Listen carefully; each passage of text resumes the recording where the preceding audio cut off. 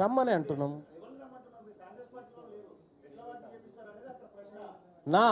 నా office open చేసి ఉంది.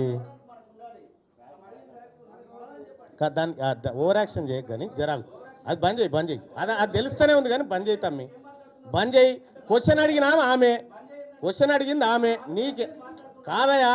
క్వశ్చన్ అడిగింది ఆమె, ఎవరు? నీ క్వశ్చన్ ఏందో అడుగు, నీ క్వశ్చన్ అడుగు బాయ్ సాబ్, నీ క్వశ్చన్ ఏందో అడుగు ఫస్ట్.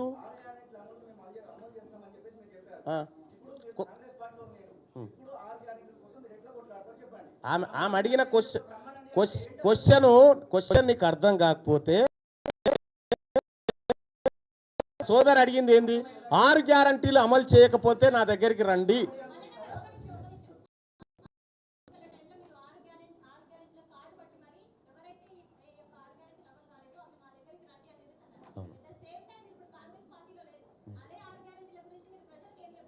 నా దగ్గర రండి, కొట్లాడడానికి సిద్ధంగా ఉన్న ప్రజలకి.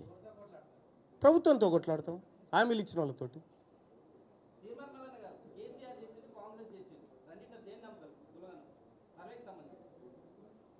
కేసీఆర్ చేసినది కొంత పర్ఫెక్ట్గా అనిపించింది.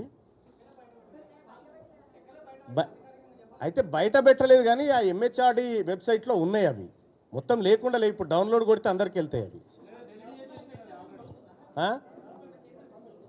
ఈ కేసీఆర్ గాడుపా ఇంకో గాడుపా నాకెందుకు బాయ్ సాబ్, బీసీల దిక్కు అయితే గాడుపు మారింది.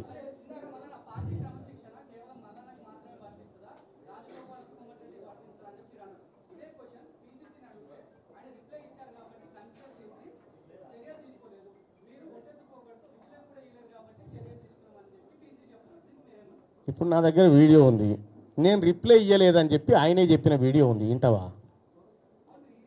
ఎందుకంటే కోమటిరెడ్డి వెంకటరెడ్డి గారే చెప్పిండు ఈ మాట, నేను రిప్లై ఇయ్యను, ఏం చేసుకుంటో చేసుకోపో, గీలకిస్తానా అని చెప్పి పోయిండు. ఇయ్యలేదు బాయ్ సాబ్, అది ఇయ్యలేదు. అంటే వాళ్ళకో న్యాయం మాకో న్యాయం కాదు కదా, అట్లా.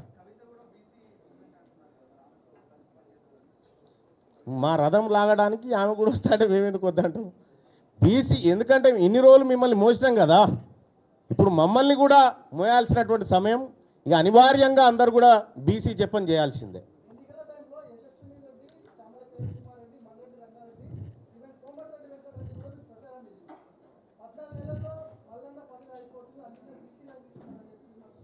అంటే ఒకటి, ఆ రోజు వాస్తవానికి కాంగ్రెస్ పార్టీ అభ్యర్థులు గెలిస్తే, కేంద్రంలో కాంగ్రెస్ పార్టీ అధికారంలోకి వస్తే కులగణన జరుగుతుంది అనేటువంటి ఒక బలమైన ఆకాంక్ష మాలో ఉన్నమాట వాస్తవం.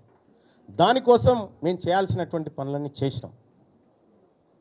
వాళ్ళని గెలిపించుకోవడం అంటే రాహుల్ గాంధీ గారిని గెలిపించుకోవడం అని చెప్పినాం కూడా. సో కాబట్టి నేనేమంటున్నా, కాంగ్రెస్ పార్టీ అధికారంలోకి రావడానికి రాహుల్ గాంధీ గారిని ప్రధానమంత్రిని చేయాలనేటువంటి ఆకాంక్షతోటి చాలా వర్క్ చేసినాం.